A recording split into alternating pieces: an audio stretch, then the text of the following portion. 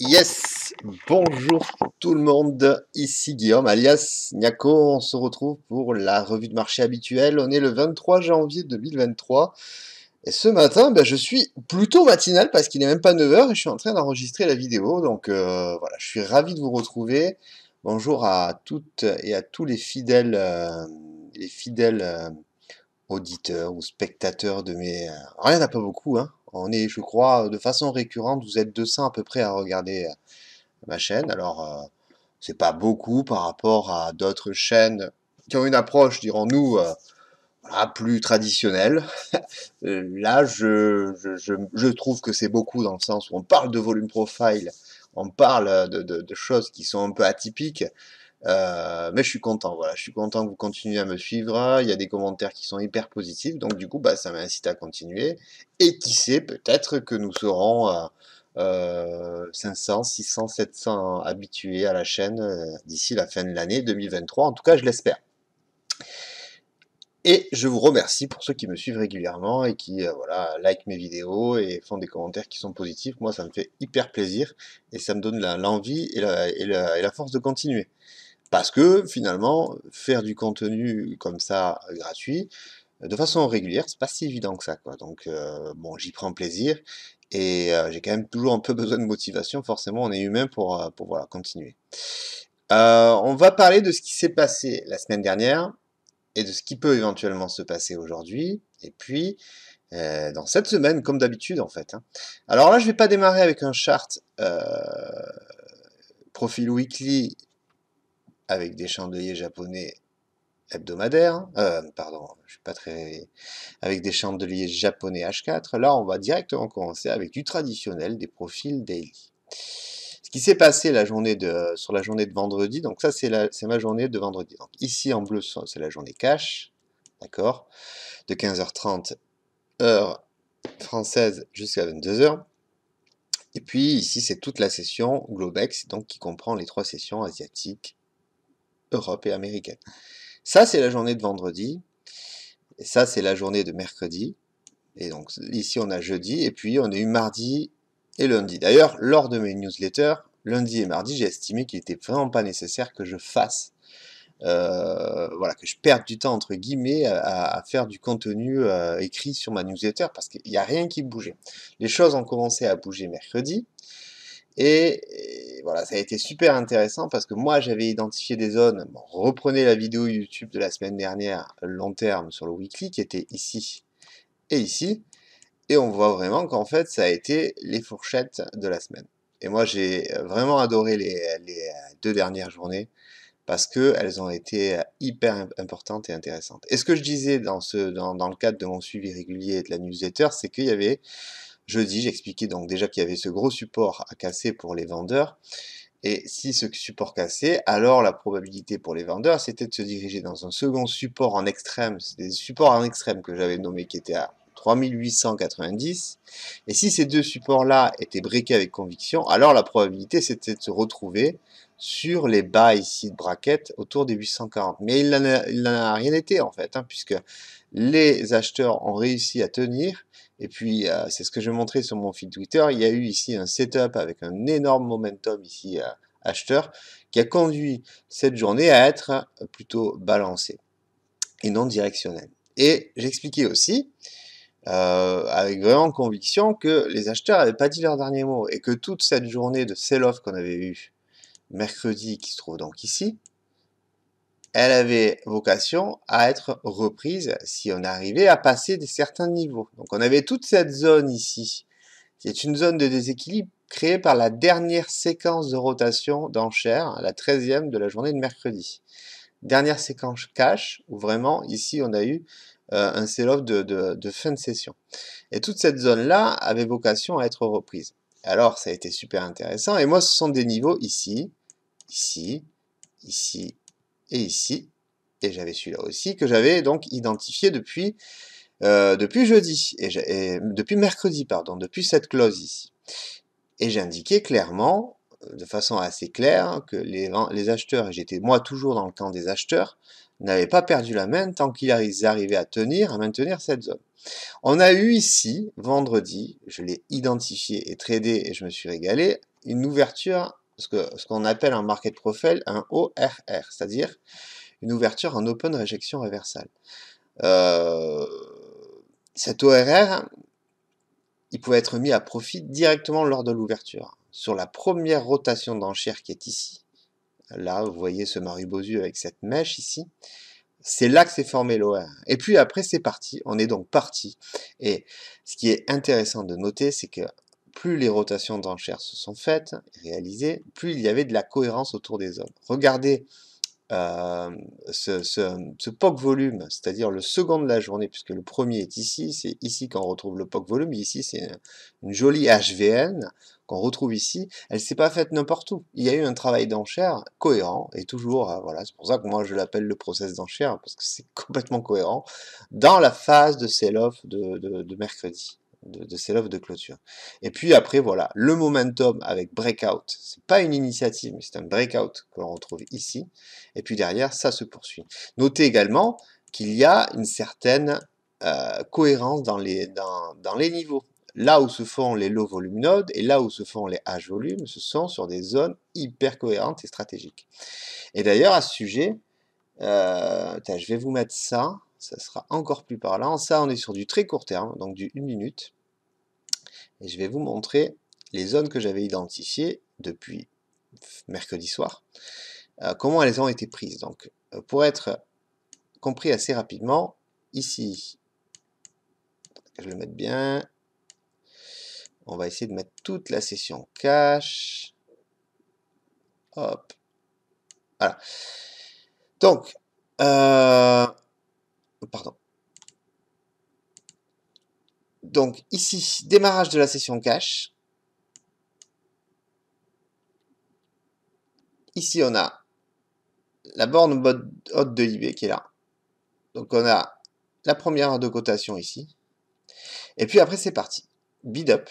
Et regardez, alors là, je fais de la posteriori. Il y en a qui vont râler en disant, ouais, il fait de la posteriori. Mais sachez une chose, c'est que déjà, avant de commencer à faire les foufous en disant, ouais, moi je traite sur l'instant T et puis c'est ce qui est le plus important, etc. Oui, c'est vrai. Mais il est super important de comprendre, et moi je vous invite à le faire, après vous faites ce que vous voulez, mais comprendre ce qui s'est passé pour analyser, comprendre, parce que plus vous comprenez ce qui s'est passé dans le passé, plus vous êtes en mesure ensuite d'ingurgiter les patterns de répétition, les schémas de répétition.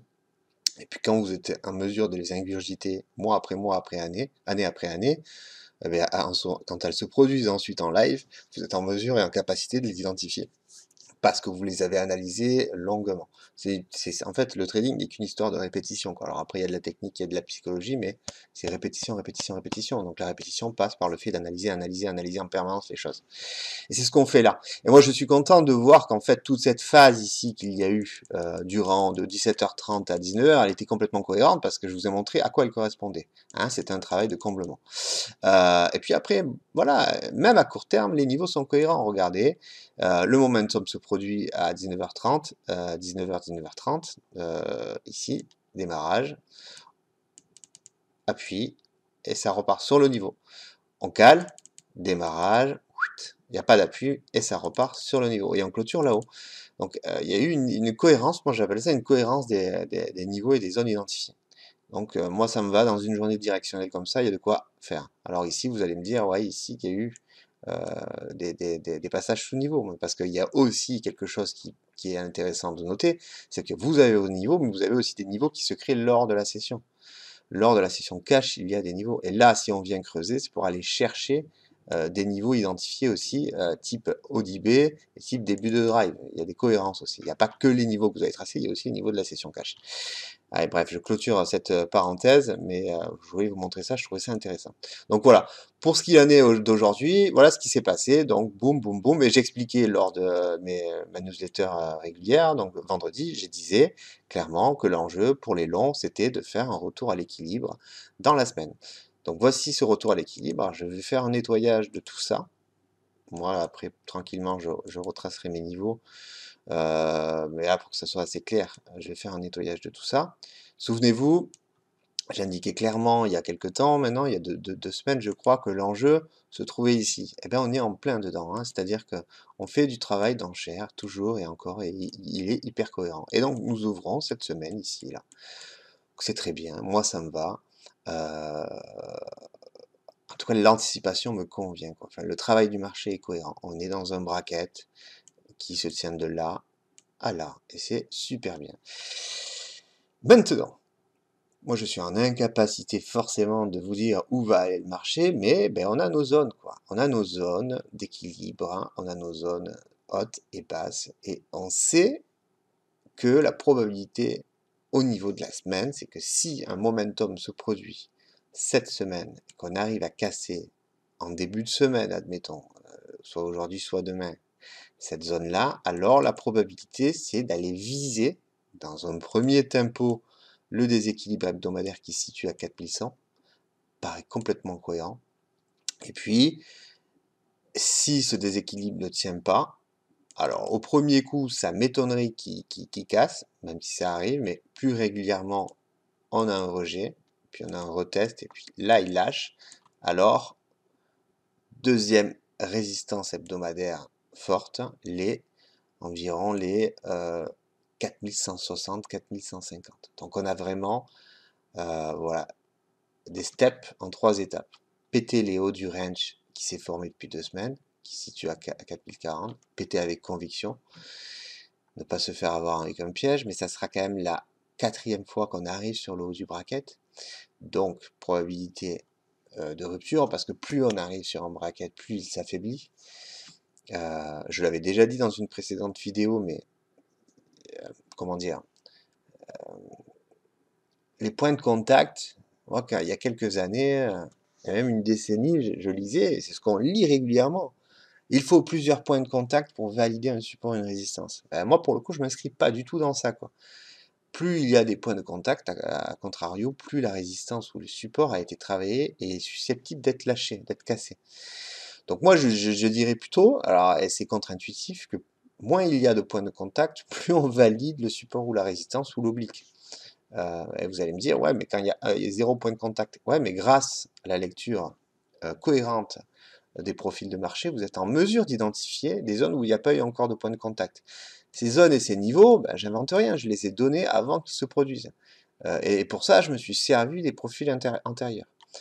Euh, donc voilà, ça c'est le scénario plutôt long et il faudrait, et là on ouvre à l'intérieur de la balance. Il y a quand même, on va en parler à court terme, des enjeux aujourd'hui qui me font dire qu'on va peut-être pas casser tout de suite, mais c'est possible. En tout cas, si on casse avec force et conviction, voilà les appuis long terme sur la semaine. Et voilà, le profil, il pourrait prendre une forme, mon profil journalier, on va le mettre en rouge, comme ça sera mieux, pas journalier, hein, mon profil hebdomadaire, pourrait ensuite prendre une forme comme ça, vous voyez ce que je veux dire? Et là, on aurait une forme très unidirectionnelle, avec des amplitudes beaucoup plus importantes que les amplitudes précédentes. Notez bien que là, on a fait 132 points d'amplitude sur la semaine, là, on est aux alentours des 133, donc on a ce que j'appelle un pattern d'amplitude entre la semaine -1 et celle-ci. Mais là, si on devait breaker avec quelque chose d'unidirectionnel, on aurait une amplitude supérieure, autour peut-être des 200 à 300 points. Bon, on peut rapidement le calculer, hein, l'amplitude qu'on pourrait avoir si on venait à sortir en extrême là-haut. Voilà, on aurait 170 points, ce qui n'est pas complètement dingue, 170 points, sachant que voilà, on a eu cette semaine-là qui était quand même assez volatile à 324 points. Donc ça, c'est pour le schéma haussier. Ensuite, bah, vous le savez, j'y crois moins, mais c'est possible, on peut repartir en dessous de ce bracket. Sincèrement, j'y crois moins. Et je crois plutôt qu'on pourrait y retourner, mais on pourrait y faire un piège. C'est-à-dire que, au lieu d'avoir un breakout de la structure baissier, on pourrait avoir vraiment une chasse au stop long terme. Ce que j'appelle les chasses au stop long terme, bah, c'est un effet fractal, hein, comme les stops. Les chasses au stop, il y en a régulièrement sur le carnet, à court terme, sur le carnet ou pas sur le carnet. Vous les avez aussi en action si vous mettez des unités de temps très court terme. Vous avez des chasses au stop. Mais ces chasses au stop se produisent aussi sur des unités de temps très long terme. Et je pense qu'on pourrait avoir un effet comme ça, chasse au stop. J'en avais déjà parlé il y a 2 semaines, avec une belle mèche. Si, à contrario, et c'est ce que je disais aussi il y a 2 semaines, on a ce momentum contrarien avec un Maribozu qui clôture ici, et qui prend de revers toute cette phase haussière, alors là, par contre, il y a danger parce qu'on ira chercher probablement des niveaux inférieurs.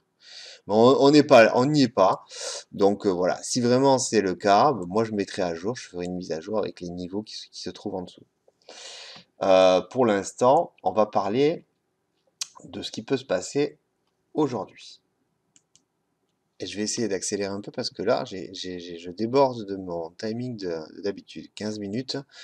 Alors, ce qui peut se passer aujourd'hui, c'est qu'en fait, alors j'ai effacé tous mes niveaux, mais les niveaux que j'avais là sur les charts tout à l'heure sont toujours des niveaux d'actualité. C'est-à-dire qu'en fait, euh, j'avais un niveau qui se trouvait ici à peu près, là, hop.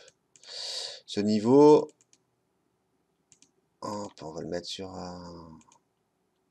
On va le mettre de la couleur appropriée, pardon. Ce niveau me parle, ce support, court terme. Voilà, je vais légèrement l'élargir.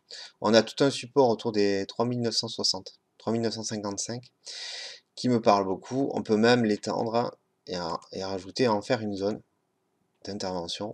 On pourrait voir l'actif rentrer à l'intérieur et faire un rejet. Donc on pourrait avoir un support voilà, qui s'étend entre 61 jusqu'à 54 à peu près. Toute cette zone ici.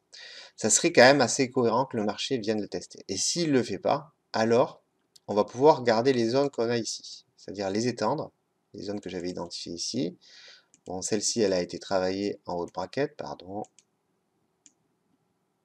Ça, c'est pour la journée d'aujourd'hui, de lundi, qui est une journée relativement calme en termes de stats, logiquement. Si je dis pas de bêtises, après, je sais qu'il y a le PIB en fin de semaine américain du trimestriel, et puis il y a d'autres stats aussi jeudi et vendredi, comme d'habitude, qui risquent de catalyser quand même pas mal les marchés. Mais concrètement, là on est au cœur de la balance. Je sais qu'ici se trouve un déséquilibre, mais qui est hebdomadaire aussi.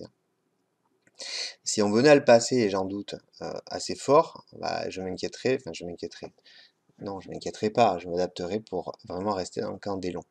Moi, de toute façon, pour qu'on soit clair, ici c'est une opportunité, sans que ça soit un conseil d'investissement, une opportunité d'achat. Et cette zone-là, si on vient la chercher en session cash, aujourd'hui ou demain, parce qu'aujourd'hui on peut avoir un profil qui prend cette forme, moi, en tant qu'intra-journalier, je trouve et je considère qu'on est à bon prix ici, pour jouer des retours à l'équilibre, 10-15 points au-dessus, voire même après, si on arrive à tenir ces trades, monter là-haut. Donc ça, c'est vraiment une zone qui me semble hyper importante. En extrême, et on a une zone en dessous, c'est-à-dire un second support, c'est plus un niveau qu'un support, qui se situe sur les 40. Celui-là aussi, eh ben, il est quand même opportun à essayer de travailler. Mais si nous venions à rentrer dans ce support, attention, voilà, parce qu'en termes de lecture de process d'enchère, on rentre dans cette boucle d'acceptation. Donc, il faudrait voir le comportement des prix ici. Donc, voilà, pour récapituler, ça et ça. Ensuite, qu'est-ce qu'on fait là? On essaye de s'appuyer un peu sur les journées mères qui se sont produites en fait mercredi et vendredi, hein. On est d'accord, hein. C'est vraiment ça la lecture en profil qu'il faut avoir pour établir un contexte et surtout des zones. Si nous venions, là on est en train de forcer, mais en session, il faut voir où on ouvre en session cash, hein, mais si nous venions à ouvrir en haut en extrême, alors clairement, il faut noter un point, ce sont les plus hauts de mercredi, qui correspondent en fait à une ouverture baissière, hein, qui sont ici. Et ça correspond au plus haut de mercredi, donc c'est très bien, mais ça correspond aussi au plus haut de mardi et de lundi, je crois, si je dis pas de bêtises. Attendez. Non, même pas, lundi c'était férié. Donc on s'en fout un peu. Donc ici. Et là, selon où on va ouvrir, on a également la forte probabilité d'y rester au moins toute la journée dans cette zone-là. Bam. C'est pas ça que je voulais prendre comme pento, excusez-moi. Tac. Voilà. Donc, là où on va ouvrir, ça va dépendre de là où on va ouvrir. On a tout un travail d'enchère à faire ici, dans cette zone-là. Voilà. Ben, décidément, je m'en sors pas bon comme d'habitude hein, avec cet outil. Donc voilà. Et où je définis un autre travail d'enchère. Là aussi, ça va dépendre de l'ouverture cache de cet après-midi, ici. Voilà. Donc je vous laisse regarder les zones attentivement, les faire matcher avec ce que vous travaillez vous de votre côté sur le S&P. Et puis voilà, j'ai fait le tour 20 minutes, j'ai pris du temps ce matin. Passez une excellente journée, passez une excellente semaine. Pour ceux qui sont sur ma newsletter, j'en ferai pas aujourd'hui parce que j'ai donné quand même pas mal d'éléments par vidéo. Mais on va se retrouver probablement dans la semaine quand il va y avoir de l'action et des choses qui, moi, me parlent beaucoup. Merci encore pour ceux qui me suivent. N'hésitez pas à partager avec des gens qui pourraient être intéressés par cette approche. Et je vous dis à bientôt. Ciao.